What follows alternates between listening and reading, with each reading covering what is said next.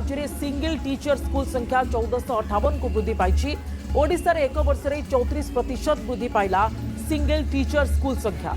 केंद्र शिक्षा मंत्रालय सद्यतम यूडाइस प्लस रिपोर्ट अनुसार राज्य में केवल जड़े मात्र शिक्षक थिबा स्कूल संख्या गोटे वर्ष मध्य 34% को वृद्धि पाई।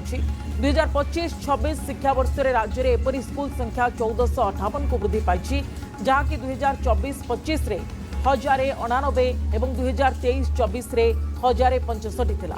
केवल गोटे वर्ष में यह स्कूल संख्या 369 वृद्धि पाई जनापड़ी। ए स्कूल गुड़िकरे पाठ पढ़ुवा छात्र छात्री संख्या 2025-26 रे 59,672 को पहुंची। अधिकांश एभली स्कूल दूरवर्ती आदिवासी एवं जनबसती कम थिबा अंचल रे अछि। जड़े मात्र शिक्षक विभिन्न श्रेणीर पिलांको पढ़ाइबा सहित ऑफिशियल और अन्यान्य कार्य मध्य संपादन करुथिबारु पाठ पढ़ार गुणवत्ता प्रभावित होउथिबा शिक्षाविद माने मत दैछथि। अन्यपक्षे राज्य सरकार शिक्षक नियुक्ति प्रक्रिया जारी रखिथिबा एवं शिक्षक अभाव दूर करिबा पई पदक्षेप निया जाउथिबा स्कूल और गणशिक्षा विभाग पक्षरु कुहा जायछि।